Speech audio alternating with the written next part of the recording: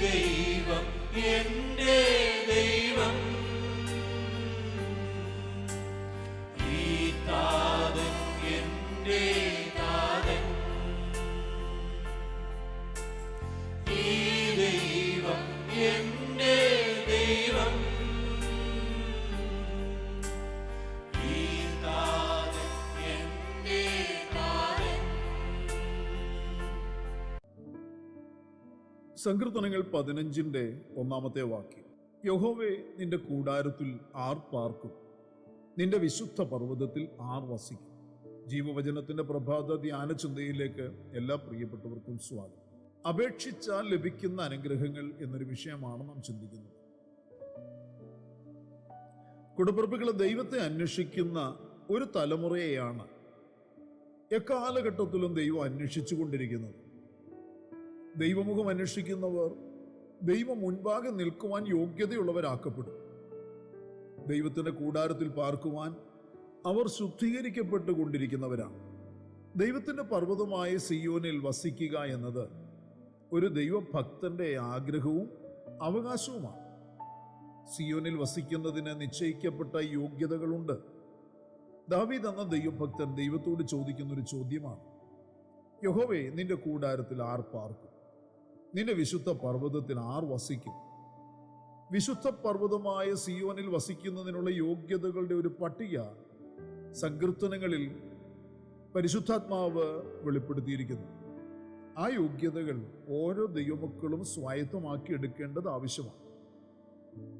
നിഷ്കളങ്കനായി നടന്ന് നീതി പ്രവർത്തിക്കുക, ഹൃദയപൂർവ്വം സത്യം സംസാരിക്കുക, നാവുകൊണ്ട് കുരള പറയാതിരിക്കുക, കൂട്ടുകാരന് ദോഷം ചെയ്യാതിരിക്കുക, കൂട്ടുകാരന് അപമാനം വരുത്താതെ ഇരിക്കുക, വഷളനെ നിന്ദിനായി എണ്ണുക, യഹോവ ഭക്തന്മാരെ ബഹുമാനിക്കുക, സത്യം ചെയ്തിട്ട് ഛേദം വന്നാലും വാക്കുമാറ്റാതിരിക്കുക, ദ്രവ്യം പലിശയ്ക്ക് കൊടുക്കാതിരിക്കുക, കുറ്റമില്ലാത്തവന് വിരോധമായി കൈക്കൂലി വാങ്ങാതെ ഇരിക്കുക എന്നിങ്ങനെ ഒരു ദൈവഭക്തനിൽ കാണേണ്ട യോഗ്യതകളെക്കുറിച്ച്, ഒരു വിശ്വാസിയിൽ കാണേണ്ട യോഗ്യതകളെക്കുറിച്ച് സങ്കീർത്തനക്കാരന്റെ ചോദ്യത്തിന് പരിശുദ്ധാത്മാവ് മറുപടി നൽകിയിരിക്കുന്നു.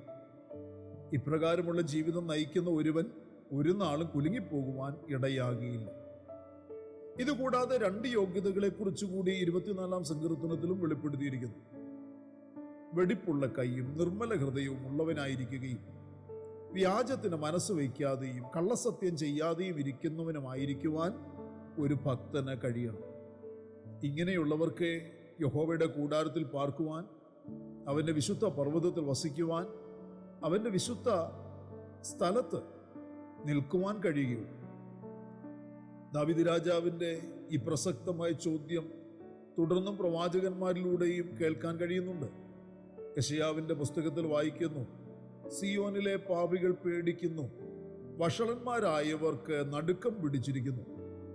നമ്മിൽ ആർ ദഹിപ്പിക്കുന്ന തീയുടെ അടുക്കൽ പാർക്കും? നമ്മിൽ ആർ നിത്യദഹനങ്ങളുടെ അടുക്കൽ പാർക്കും? പ്രിയരെ, ഈ പ്രവാചക ചോദ്യത്തിനും ഒരേ ഒരു ഉത്തരമാണുള്ളത്: വെടിപ്പുള്ള കൈയും നിർമ്മല ഹൃദയവും ഉള്ളവൻ, വ്യാജത്തിന് മനസ്സ് വയ്ക്കാത്തവൻ. ഇങ്ങനെയുള്ളവർ നിശ്ചയമായും യഹോവയോട് അനുഗ്രഹവും തൻ്റെ രക്ഷയുടെ ദൈവത്തോട് നീതിയും പ്രാപിക്കും. ആ പ്രാപിക്കുന്ന നീതി മനുഷ്യന്റെ നീതിയല്ല, നീതിക്കായി വിശന്ന് ദാഹിക്കുന്നവർക്ക് നൽകപ്പെടുന്ന ദൈവത്തിൻ്റെ നീതിയാണ്. ഇപ്രകാരം ഭൂമിയിലെ ജീവിത കാലഘട്ടത്തിൽ ദൈവത്തിൻ്റെ നീതി പ്രാപിക്കുന്ന ദൈവമക്കളെക്കുറിച്ചാണ് ദൈവവചനം പറയുന്നത്: ഇതാകുന്നു അവനെ അന്വേഷിക്കുന്നവരുടെ തലമുറ, യാക്കോബിന്റെ ദൈവമേ, തിരുമുഖം അന്വേഷിക്കുന്നവർ ഇവർ തന്നെ. സങ്കീർത്തനം 24 അധ്യായത്തിന്റെ 6 വാക്യത്തിൽ പറയുന്നത്: ഇതാകുന്നു അവനെ അന്വേഷിക്കുന്നവരുടെ തലമുറ, യാക്കോബിന്റെ ദൈവമേ, തിരുമുഖം അന്വേഷിക്കുന്നവർ ഇവർ തന്നെ. പ്രിയര, നീതിയും വിശുദ്ധിയും ഓരോ ദൈവമക്കളും ഏറിയ ജാഗ്രതയോടെ അന്വേഷിച്ച് കണ്ടെത്തുകയും അത് പ്രാപിക്കുകയും ചെയ്യേണ്ടതാണ്. യെഹെസ്കേൽ പ്രവാചകൻ അത് വ്യക്തമാക്കി തരുന്ന വേദഭാഗമുണ്ട്: ഞാൻ നിങ്ങൾക്ക് പുതിയൊരു ഹൃദയം തരും, പുതിയൊരു ആത്മാവിനെ ഞാൻ നിങ്ങളുടെ ഉള്ളിൽ ആക്കും. കല്ലായുള്ള ഹൃദയം ഞാൻ നിങ്ങളുടെ ജഡത്തിൽ നിന്ന് നീക്കി മാംസമായുള്ള ഹൃദയം നിങ്ങൾക്ക് തരും. ഞാൻ എൻ്റെ ആത്മാവിനെ നിങ്ങളുടെ ഉള്ളിലാക്കി നിങ്ങളെ എൻ്റെ ചട്ടങ്ങളിൽ നടക്കുമാറാക്കും. നിങ്ങൾ എൻ്റെ വിധികളെ പ്രമാണിച്ച് അനുഷ്ഠിക്കും.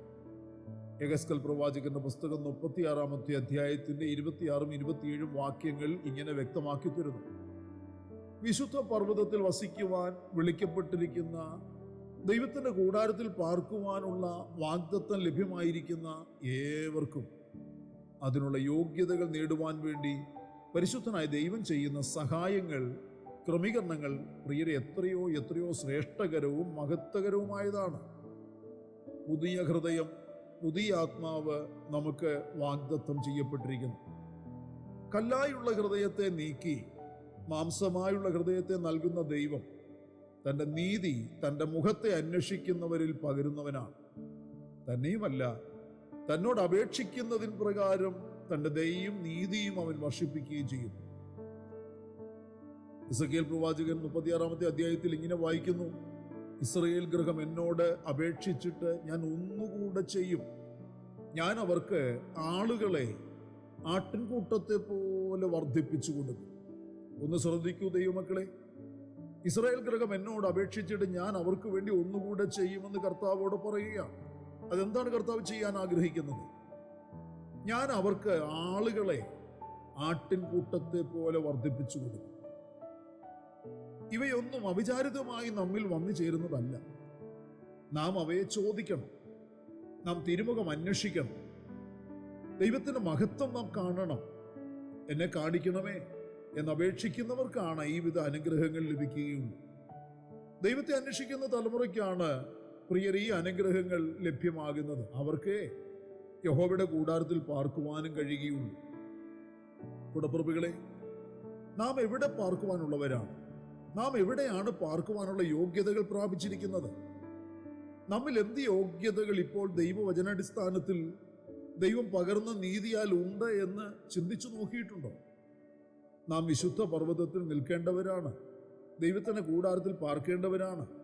ദൈവത്തെ അന്വേഷിക്കുന്ന തലമുറയായി തന്നെ നാം ദൈവാത്മാവിനാൽ നടത്തപ്പെടുവാൻ ആഗ്രഹമുള്ളവരായും സമർപ്പിക്കുന്നവരായും മാറണം.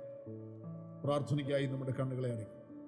സ്വർഗീയ പിതാവേ, അനുഗ്രഹിക്കപ്പെട്ട നല്ല ദിവസം പ്രഭാതത്തിൽ ദൈവത്തിന് മാറ്റമില്ലാത്ത തിരുവചനം ഞങ്ങളെ ശ്രദ്ധയോടെ കേട്ട് ധ്യാനിക്കുവാൻ പരിശുദ്ധ പിതാവേ ഞങ്ങൾക്ക് നൽകി തന്ന നല്ല അവസരത്തിനായി നന്ദിയോടെ ഞങ്ങൾ അങ്ങയെ വാഴ്ത്തും. ഈ ദിവസം, ഇന്ന് പ്രഭാതത്തിൽ ഞങ്ങളെ ദൈവത്തിൻ്റെ ആത്മാവ് കേൾപ്പിച്ച, ഞങ്ങളെ ധ്യാനിപ്പിച്ച തിരുവചന ഭാഗങ്ങൾക്കായി സ്തോത്രം. ഞങ്ങൾ അപേക്ഷിച്ചാൽ ഞങ്ങൾക്ക് ലഭിക്കുന്ന അനുഗ്രഹങ്ങൾ എന്തൊക്കെയെന്ന് തിരുവചനം വ്യക്തമാക്കി തന്നിട്ടുണ്ടല്ലോ. അതുകൊണ്ട് കർത്താവ്, ഞങ്ങൾ അപേക്ഷിച്ച അനുഗ്രഹങ്ങളെ പ്രാപിച്ച് അനുഭവിച്ച് ദൈവത്തെ മഹത്വപ്പെടുത്തി ദൈവത്തിൻ്റെ ഹിതപ്രകാരം ജീവിക്കുന്ന മഹിമ കണ്ട സാക്ഷികളായി നിലകൊള്ളുവാൻ ഞങ്ങളെ സഹായിക്കണമേ, ഉപയോഗിക്കണമേ എന്ന് പ്രാർത്ഥിക്കുന്നു. കർത്താവ്, ഞങ്ങളെ അനുഗ്രഹിക്കുന്നതിനായി സ്തോത്രം. ഇന്ന് പകലിൽ ശാരീരികമായി ക്ലേശിക്കുന്നവർക്ക് സൗഖ്യം കൽപ്പിക്കണമേ, മാനസികമായി ഭാരപ്പെടുന്നവർക്ക് ആശ്വാസം കൽപ്പിക്കണമേ, ഭൗതികമായി ആവശ്യങ്ങളുടെ മുഖത്തായിരിക്കുന്നവർക്ക് കർത്താവ് ഉയരത്തിലെ കൃപ പകർന്നു കൊടുത്ത്, നന്മ പകർന്നു കൊടുത്ത് അനുഗ്രഹിക്കണമെന്ന് പ്രാർത്ഥിക്കുന്നു. പ്രാർത്ഥന കേട്ടവൻ കൃപയ്ക്കായി സ്തോത്രം, മഹത്വം അങ്ങയ്ക്ക്. സകലതും ഞങ്ങൾക്ക് വേണ്ടി ജീവൻ തന്ന യേശു കർത്താവിൻ്റെ ധന്യമായ നാമത്തിൽ താഴ്മയോട് അപേക്ഷിക്കുന്ന അപ്പച്ച, ദയവ് തോന്നി കേൾക്കുമാറാകണമേ. ആമേൻ.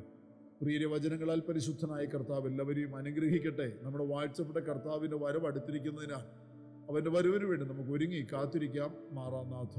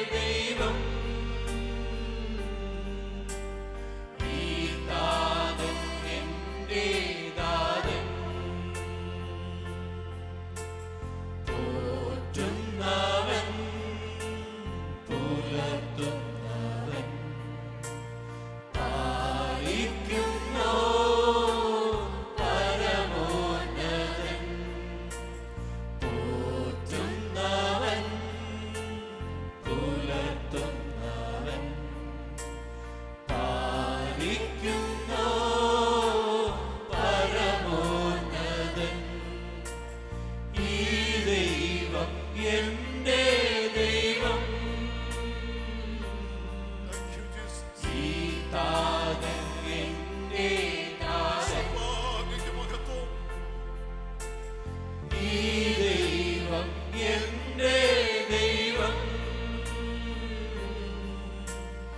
ഈ താതൻ എന്റെ താതൻ,